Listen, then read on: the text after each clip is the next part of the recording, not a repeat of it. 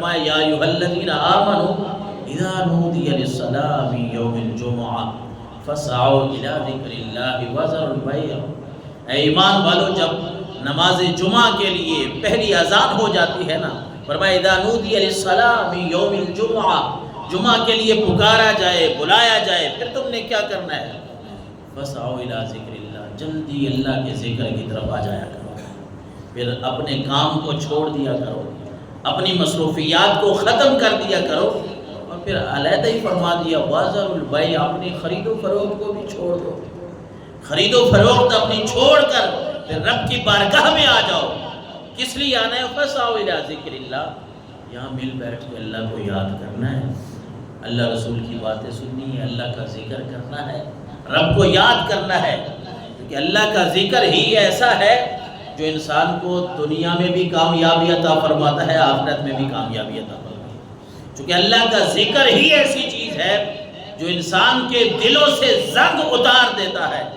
جس طرح رسالت مآب صلی اللہ علیہ وسلم نے فرمایا کہ باقی چیزوں کو لوہے کو زنگ لگ جائے، اتارنے کے مختلف طرق ہیں، طریقے ہیں، فلاں چیز میلی ہو جائے اس کو اس طرح میں بھی کرا لے، اگر دل کے اوپر، انسان کے دل کے اوپر گناہوں کے نقطے لگ جائیں، دل کالا ہو جائے، اس کو صاف کرنے کا کیا طریقہ ہے، اس کو روشن کرنے کا کیا طریقہ ہے؟ اللہ کے نبی نے فرمایا تم رب کا ذکر کرو، اللہ تمہارے دل پہ جو گناہوں کے کالے نقطے ان کو صاف کر کے روشن فرما دے گا۔ دل کو روشن کرنا ہے تو پھر اللہ کے ذکر کی طرف آنا پڑے گا، فاسعوا الی ذکر اللہ وذروا البیع۔ اور اسی آیت کے اگلے الفاظ بڑے غور طلب ہے، فرمایا ذالکم خیر لکم ان کنتم تعلمون، اگر تم جان لو نا کہ جمعے کا ثواب کتنا ہے۔ اس آیت میں رب نے جمعے کا ثواب نہیں بیان فرمایا، اس آیت میں جمعے کا ثواب نہیں بیان فرمایا، ویسے فرمایا ذالکم،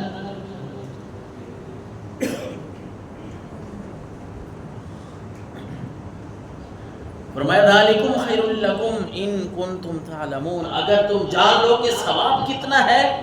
اس کا اجر کتنا ہے جمعے کا، تو فرمایا ذالکم خیر لکم ان کنتم تعلمون، اگر تمہیں پتہ ہوتا تو پھر تم ساری باتیں، ساری چیزیں چھوڑ کر رب کی بارگاہ میں حاضر ہو جاتے، اس ہر چیز سے، دنیا و ما فیہا سے، ہر چیز سے بہتر جو ہے وہ تمہارے لیے رب کا ذکر ہے، وہ جمعہ کا دن، وہ نماز جمعہ ادا کرنا، رب کی بارگاہ میں آنا۔ حضرت ابو ہریرہ رضی اللہ تعالیٰ عنہ فرماتے ہیں رسول اللہ صلی اللہ علیہ وسلم نے فرمایا، نسائی شریف کے حدیث 1374 نمبر پہ، کہ حضور تاجدار کائنات صلی اللہ علیہ وسلم نے فرمایا خیر یوم طلعت فیہ الشمس یوم الجمعہ فیہ خلق آدم وفیہ ادخل الجنہ وفیہ اخرج منہا، کہ جو دن اللہ نے بنائے ان میں سے بہترین دن جو اللہ نے عطا فرمایا ہے اس امت محمدیہ کو، وہ جمعہ کا دن ہے، اور فرمایا یہی وہ دن ہے جس دن حضرت آدم علیہ السلام پیدا ہوئے، اور یہی وہ دن ہے جس دن اللہ تبارک و تعالی نے حضرت آدم کو جنت میں داخلہ نصیب فرمایا، اور یہی وہ دن ہے اخرج منہا، کہ اللہ تبارک و تعالی نے حضرت آدم کو جنت سے زمین پر جب اتارا، نازل فرمایا، وہ بھی یہی دن تھا۔ تاجدار کائنات صلی اللہ علیہ وسلم نے ساتھ یہ بھی ہماری تربیت فرمائی ہے، اور ہمیں اس بات کا علم ہونا چاہیے، درود شریف ہم پڑھتے رہتے ہیں اپنے گھر والوں کو، یہ ایک ایسا وظیفہ ہے جو تمام مشکلیں انسان کی آسان کر دیتا ہے۔ استغفار ہے، اللہ کا ذکر ہے، اور اس کے ساتھ درود شریف، اس کی اپنے گھر والوں کو، اپنے بچوں کو ہم تاکید کریں کہ روزانہ کی بنیاد پر، ویسے تو جتنا مرضی ہے پڑھی، کوئی حد نہیں ہے، میں بچوں کی تربیت کے لیے، گھر والوں کی تربیت کے لیے کہہ رہا ہوں کہ ہم کم از کم سارے کام جو اتنے بڑی نفاست سے اور ایک پوری پلاننگ سے ہم انجام دیتے ہیں، تو کم از کم ہمارے گھر میں کوئی یہ روٹین بھی تو ہو کہ رات کو سونے سے پہلے یا فلاں وقت دن کا کوئی بھی حصہ مقرر ہے کہ ہمارے گھر میں یہ بھی ہو کہ بیٹا اتنی مرتبہ ہم نے استغفار پڑھنا ہے، اتنی مرتبہ درود پاک پڑھنا ہے،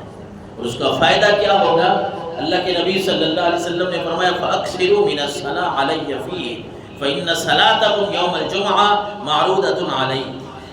اور کما قال، حضور نے فرمایا جمعہ والے دن میرے اوپر زیادہ درود پڑھا کرو۔ خود حضور علیہ الصلوۃ والسلام نے فرمایا بھائی جمعہ کا دن ہو میرے اوپر زیادہ درود پڑھا کرو، کیوں؟ فإن صلاتکم یوم الجمعہ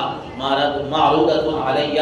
کہ جمعہ کے دن جب تم درود پڑھتے ہو بھیجتے ہو تو وہ میرے تک پہنچایا جاتا ہے۔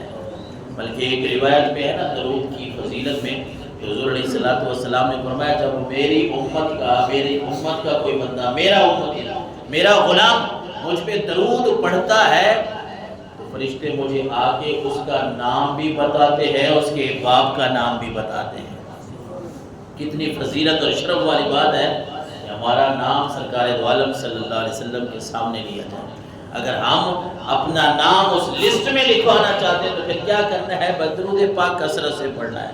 زیادہ پڑھنا ہے۔ اور پھر صحابہ کرام نے اگلی بات بھی حل فرما دی۔ کسی صحابی نے عرض کیا وَكَيْفَ تُعْرَضُ صَلَاتُنَا عَلَيْكَ وَقَدْ أَرَمْتَ أَيْ بَلِيتِ، یا رسول اللہ صلی اللہ علیہ وسلم آپ تو اب ہمارے سامنے موجود بیٹھے ہیں،